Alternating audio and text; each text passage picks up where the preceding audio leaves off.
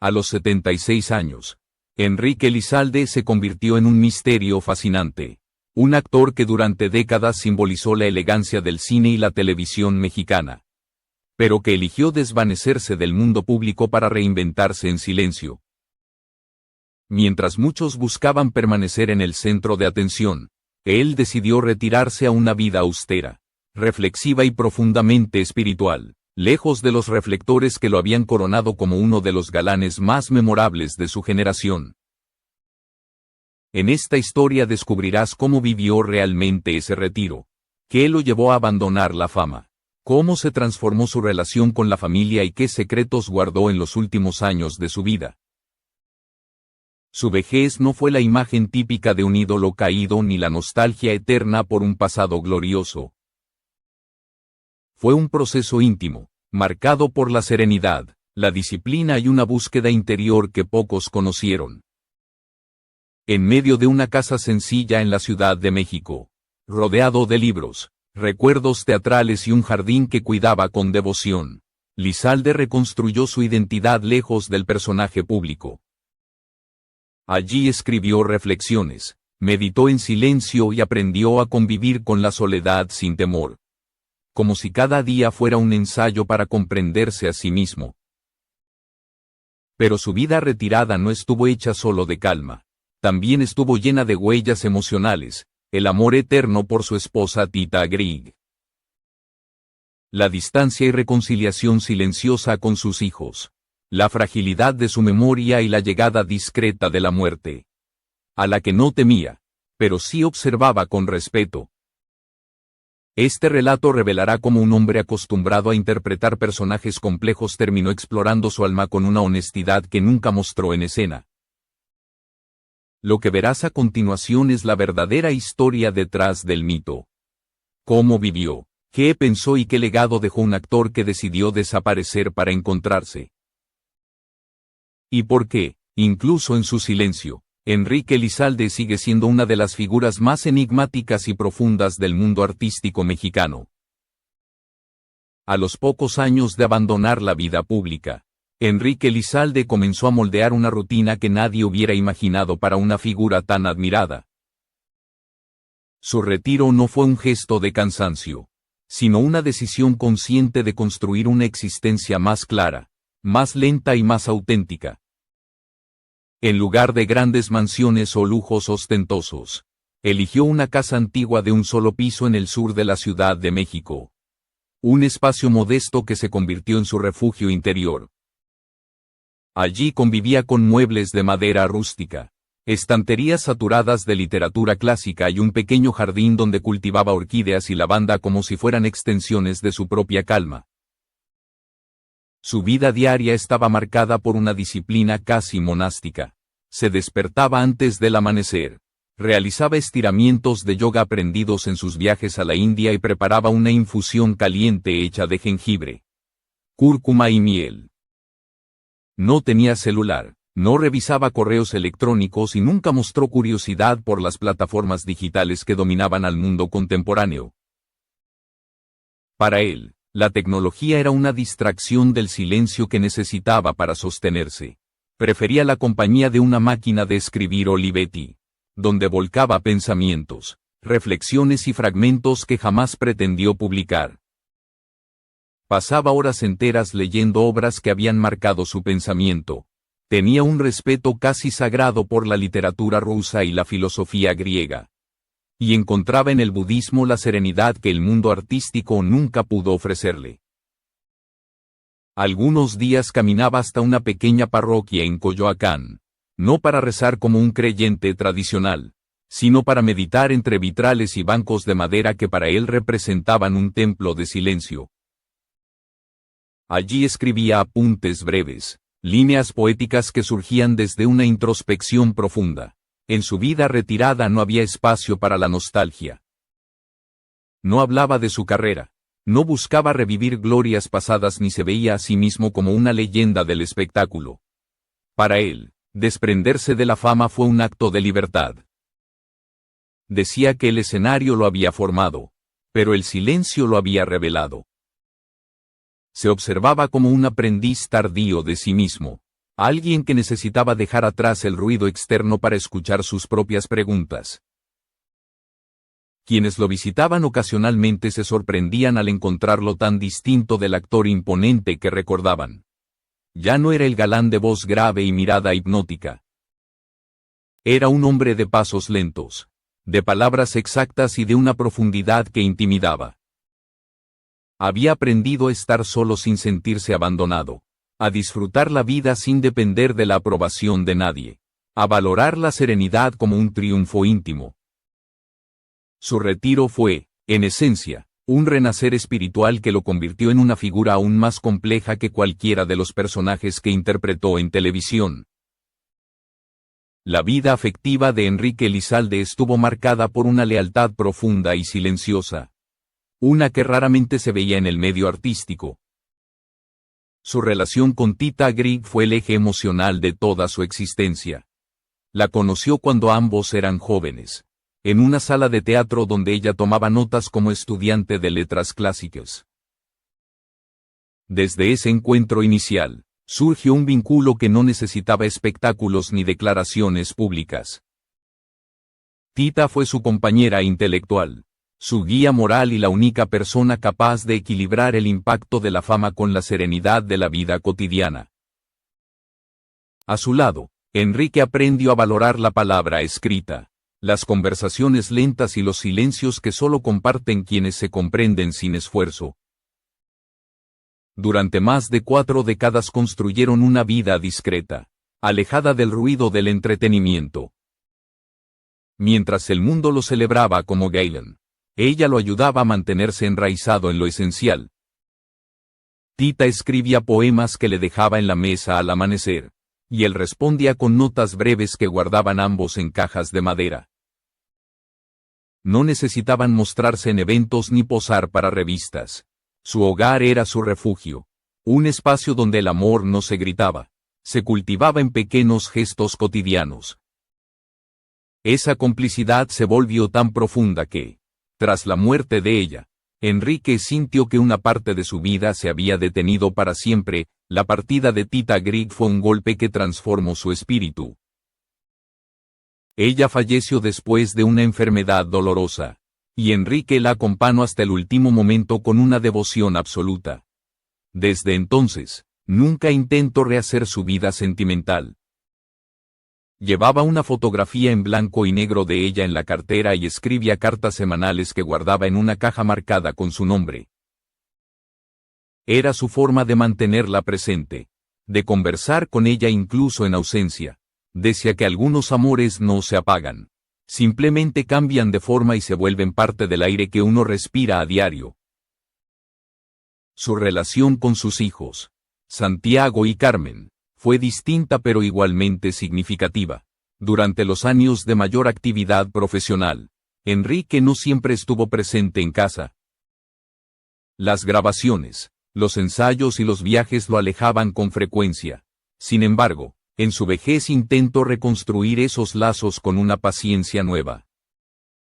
Santiago, el mayor, lo visitaba varias veces al año y mantenían conversaciones breves pero respetuosas.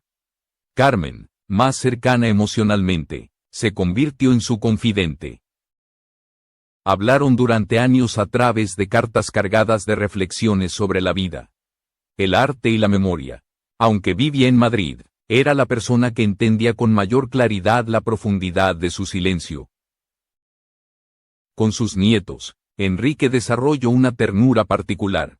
No era un abuelo efusivo, pero sí un narrador paciente.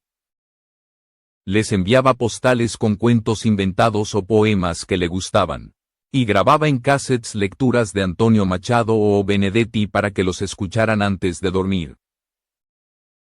Para ellos, Enrique no era un actor famoso, sino un hombre sabio con voz de madera y mirada tranquila.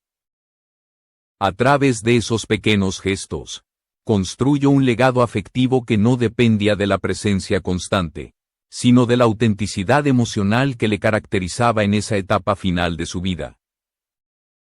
El mundo afectivo de Enrique Elizalde fue, en esencia, un tejido de lealtad, dolor, gratitud y silencios compartidos. Su amor por Tita Grieg marcó cada decisión importante de su vida. Sus hijos y nietos fueron la segunda oportunidad de construir un vínculo más humano y reflexivo. Y todo ese universo emocional se convirtió en la base de su transformación personal. En la fuerza que guió su retiro y en la serenidad con la que enfrentó el paso del tiempo. En los años finales de su vida, Enrique Elizalde se convirtió en un pensador silencioso, un escritor secreto que encontraba en el papel un refugio tan profundo como el escenario que alguna vez dominó. Mientras el mundo lo recordaba por sus personajes, él se dedicaba a explorar preguntas que nunca había tenido tiempo de considerar cuando era joven. La soledad elegida le abrió un espacio para reflexionar sobre el sentido de la existencia, la fragilidad de la memoria y la tensión constante entre la fama y la autenticidad.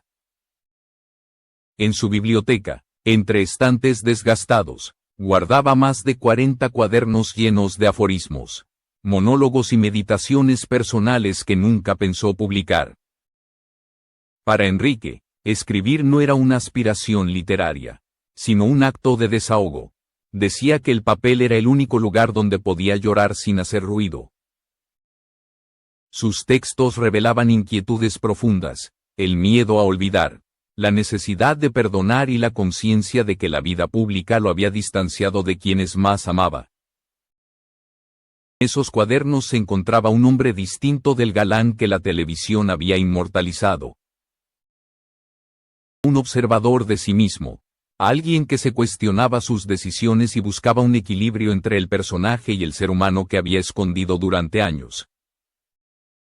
Con el paso del tiempo, la idea de la muerte dejó de ser una amenaza y se volvió una presencia familiar. Leía con frecuencia sobre filosofías que abordaban el final de la vida. Desde textos tibetanos hasta ensayos de pensadores contemporáneos. En una hoja suelta guardada dentro de un ejemplar de Rayuela escribió su propio epitafio. Una frase que para él resumía lo que había aprendido. No era un mensaje triste, sino una reflexión sobre las palabras no dichas y los gestos que nunca llegaron a destino. Para Enrique, la muerte no era un cierre, sino un tránsito que debía enfrentarse con serenidad. Esa serenidad se reflejaba también en sus últimas decisiones. No quería homenajes ni discursos solemnes. Prefería que quienes lo recordaran lo hicieran leyendo un libro, observando un atardecer o escuchando la voz interior que a menudo se pierde en el ruido del mundo moderno. Veía la muerte como la graduación del alma, una frase que subrayó en uno de los libros que más lo marcó. Decía que temerle era tan injusto como temer al nacimiento, porque ambas experiencias formaban parte de un ciclo natural que debía aceptarse sin resistencia. Uno de los descubrimientos más reveladores fue una libreta titulada Cartas a Nadie. En ella escribía mensajes dirigidos a personas ausentes, a recuerdos que lo visitaban de madrugada o simplemente a partes de sí mismo que sentía que había olvidado. Hablaba con su padre, con la vida que no vivió, con Tita, con los silencios que lo acompañaron desde su juventud. En una de esas cartas escribió que temía morir sin que sus pensamientos enseñaran algo a alguien. Ese temor, lejos de paralizarlo, lo impulsó a seguir escribiendo cada día, como si sus palabras pudieran trascender incluso en la intimidad más absoluta. Su legado intelectual, por tanto, no se encuentra en premios ni en entrevistas, sino en esos cuadernos que guardan la evolución de un hombre que dejó atrás la fama para comprenderse. En su vejez se transformó en un filósofo accidental, un pensador que observaba la vida con distancia y profundidad. El verdadero valor de Enrique Elizalde no estaba en los personajes que interpretó, sino en la búsqueda honesta por descubrir quién era cuando las luces se apagaban.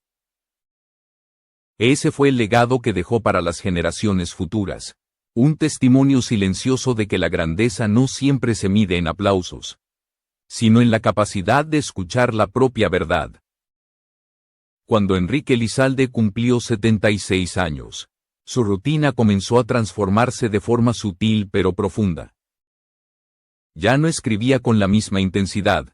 Su vista se debilitaba y sus manos temblaban ligeramente, como si cada gesto anunciara una despedida silenciosa. Aún así, mantenía la costumbre de levantarse temprano, preparar su infusión de jengibre y recorrer el pequeño jardín donde había cultivado bugambilias durante años. Caminaba despacio, pero con una calma que revelaba una aceptación total del paso del tiempo. No era resignación, era lucidez. Sus diarios de esa etapa final dejó frases que mostraban un entendimiento emocional poco Decía común. Que su cuerpo se apagaba antes que su voz, pero que ya no necesitaba decir nada porque había aprendido a valorar la melancolía como parte natural de la existencia. Para él, envejecer no era una tragedia, sino una oportunidad para reconciliarse consigo mismo. Esa serenidad lo acompañó incluso cuando la memoria comenzó a fallarle. Olvidaba nombres, fechas y lugares, pero nunca perdió la capacidad de apreciar un rayo de luz entrando por la ventana o el sonido leve del viento entre las ramas del jacarandá. En sus últimos meses recibió pocas visitas, pero cada una tenía un significado especial. Su nieta Isabela le llevó un pastel de vainilla una tarde, y él le dijo que, cuando muriera, no lo buscaran en un panteón, sino en los libros que había amado. Con su hija Carmen mantuvo la que sería su última conversación lúcida. Ella le preguntó si sentía miedo. Enrique respondió que no. Lo único que lamentaba era no ver crecer a sus nietos, pero aceptaba que la vida también implicaba aprender a soltar. Le pidió que no llorara cuando él muriera y que, en lugar de flores, escribiera un poema. El final llegó como él lo había deseado. Murió una mañana tranquila en su casa. Sin dolor, sin hospital, sin máquinas que lo mantuvieran despierto artificialmente. Tenía a su lado un libro de Rainer Maria Rilke y la ventana del jardín entreabierta. El jardinero lo encontró sentado, con una expresión tan serena que parecía estar escuchando un pensamiento profundo. No hubo cámaras, ni titulares, ni homenajes públicos. Solo un sepelio íntimo al que asistieron unas pocas personas que lo habían acompañado a lo largo de su vida. Sus cenizas fueron esparcidas bajo el jacarandá que tanto había cuidado. La noticia de su muerte tardó en difundirse. La familia emitió un comunicado breve en el que afirmaba que había partido en paz. Con el paso de los días, actores, directores y escritores comenzaron a compartir recuerdos sobre él. Todos coincidían en algo. Enrique Elizalde había sido uno de los últimos caballeros del escenario, un hombre íntegro cuya grandeza residía en la coherencia entre su vida y su arte. Nunca buscó escándalos ni protagonismo mediático. Su legado no se medía en premios, sino en la dignidad con la que vivió sus decisiones, años después de su partida. Algunos de sus escritos comenzaron a circular de manera privada.